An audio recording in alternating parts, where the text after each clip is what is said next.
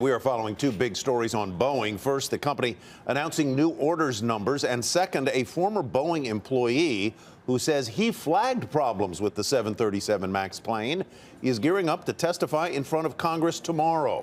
Phil LeBeau is in the nation's capital with more on all of this. Hi, Phil.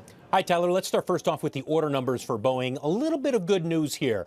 They had 11 net orders, 11 positive orders for aircraft in the month of November. And for the MAX, really the first time this year we've seen some positive order flow. 2 orders for 30 planes. Those are firm orders, by the way. We haven't really seen that this year. But overall for the year, they're still net negative 84 planes. That's how much the backlog has dropped off this year, mainly because they haven't racked up any orders or very few orders for the 737 MAX, and they've had cancellations and conversions. The news is not as good when it comes to deliveries. The company this year, through November, has delivered 345 commercial airplanes. They might get up to 370 by the end of December.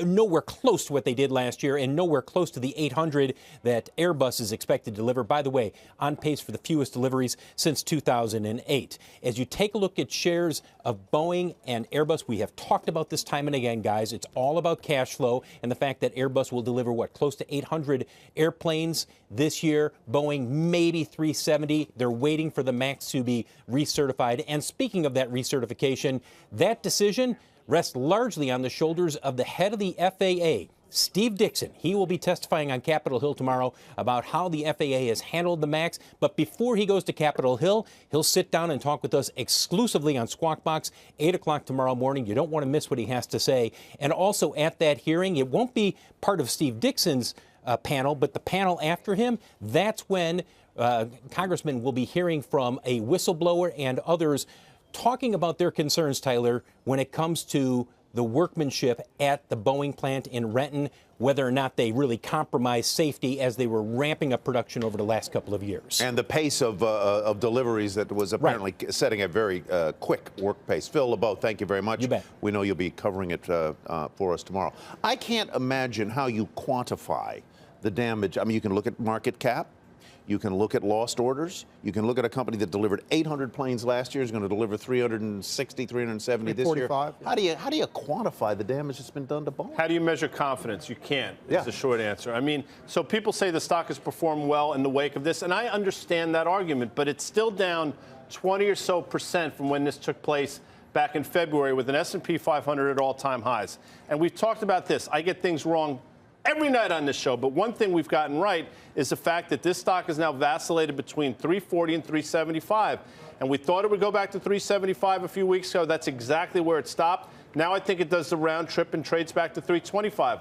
You have to be betting on the broader market now and basically a no headline risk over the next couple of weeks to be bullish. And I think that's all you're going to see is headline risk in Boeing going forward. We had a guest on a very fine program called Power Lunch earlier. Have you ever watched that show? Yeah, every day. 2 to 3. Show. It's a great Price target of 520 on Boeing. That's a, 50% move from where it is right now. Anybody see that in the cards for this stock? I mean, I guess if they get, right away, they're hoping for certification, December. If they get the planes out and flying by February, or February is probably a little bit aggressive. Yeah, I think most of the orders just flow in. And the public is delighted to fly on a 737 MAX. They don't give it a second thought. I'm a nervous flyer, so yeah. No. But many people would fly on it. I'd wait a long time. I would never have checked the equipment on a flight before. I'd have no hesitation. You would have no Absolutely hesitation. no hesitation, just based upon what we've seen in front of us so far in terms of the airlines, who was flying them, what their hours were, all the rest of that, and all this. The other thing I'd say in terms of a measure of confidence right now, Tyler, is you'd have to look at it this way. Look at where the stock's trading.